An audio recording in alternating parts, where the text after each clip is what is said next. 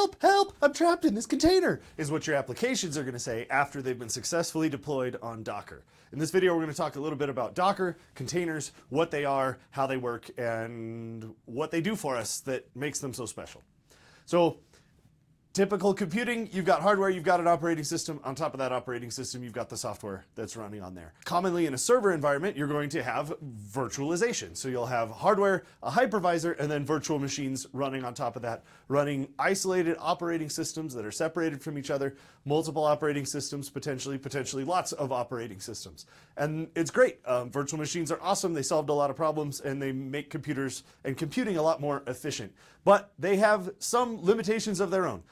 One of those limitations is that when they are running, the virtual machine takes the resources that are allocated to it, whether or not it's really effectively using them. So if you allocate CPU cores or memory, RAM, to a virtual machine, those things are taken out of the host's operating system's pool of resources and dedicated to that virtual machine. Even if the virtual machine isn't fully utilizing those things, even if it's running on idle and not really doing anything at all, those resources are dedicated to that virtual machine.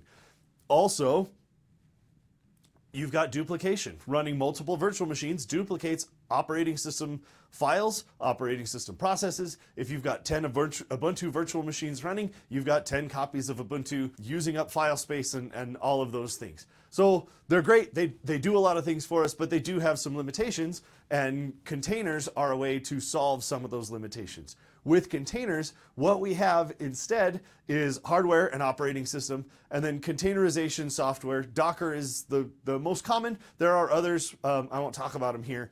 But containerization software, and then you have containers running the specific software without having to duplicate operating system files. And we'll talk about some of the magic behind that a little bit later on in this video. But what it allows you to do is containerize your software, isolating those resources while sharing some other resources that with virtual machines have to be duplicated.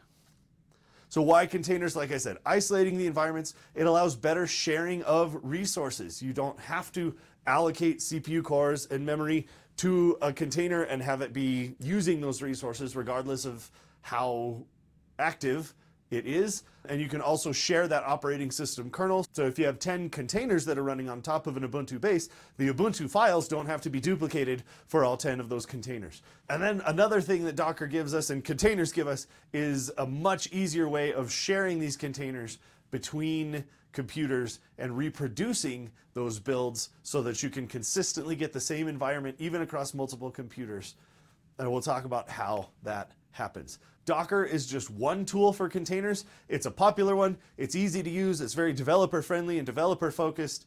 And so that's the one we're going to talk about here. It's the one that I have the most experience with.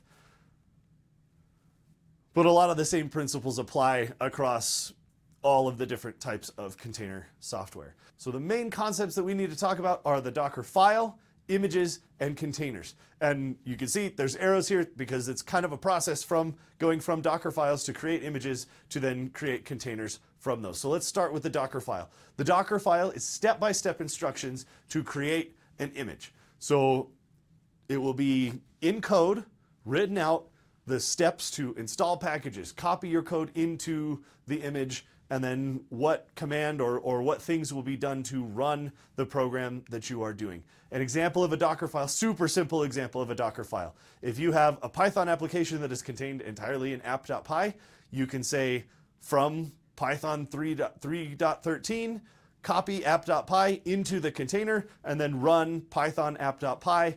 That will run the app.py file with Python in the container. I know this may not make a lot of sense right now, but this is what a Docker file looks like. You can see it's a list of commands. It's a list of steps. We're starting with an image. Which we'll talk about in just a second. We are copying files into that image, and then we are running a command to run that program.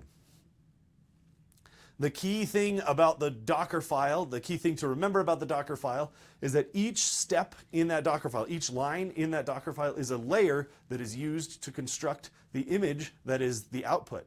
And those layers are cached, meaning you can save time, you can save compute resources if you organize your layers in such a way that you only rerun the parts that are necessary when you make changes to your code, because those layers are cached. They aren't rerun unless something, the files, the command itself in the Docker file, or something related to that has changed, or if something above it has changed and that layer has to be rerun. And again, a lot of this is going to make more sense once you've used Docker and looked at a Docker file, but I want you to have this concept in mind, that these layers are cached and each step in that Docker file creates a new layer.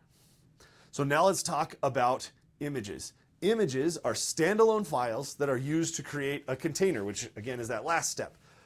Images are immutable, meaning that any changes to your code requires building a new image. Any changes to the base image requires building a new image. They are shareable, meaning that once you create an image, you can send that image to somebody else and they can run the image on their computer to create a container with it. Usually what we have when we're building an image, and really in a Docker file as well, we have what is called a base image. A base image often includes an operating system and a language environment. So if you want to run Python, you get the Python base image that's there at Docker Hub. If you want to run Node.js, you get the Node.js base image that's there at Docker Hub. There's a whole bunch of base images for basically any programming language that you can think of that you can start with, that has the environment configured, that you can specify the exact version that you want, and then copy your code in and add your dependencies and build from there. So you start with that base image and then use that Docker file to add your code and add your specific steps, your specific requirements to build your specific application, the things that your application needs to be able to run. So now we'll talk about containers. Containers are just a running instance of an image. So you've created the image. The image is a template. When you run that template or create something from that template, that's what a container is. So when you're running your application, you're running a container. The image is the template to create a container. And that's the fundamentals. You've got a Docker file, a file on your computer that creates an image. The image itself is that standalone executable to run a program. And then the container is the program that's running. So the main benefits of containers, they are reproducible, meaning because all the steps to create it are in the code, it's very easy to run that again to create the same thing again. They're portable, you can send them and share them with each other, and they make more efficient use of the resources of a computer. So before you go, I want you to check yourself. What are the advantages of containers compared to virtual machines? What is the purpose of a Docker file? What is the Docker file doing for us? And what is the difference between an image and a container? If you've got those things, you've got a pretty good handle on the very fundamentals of what Docker and containers are.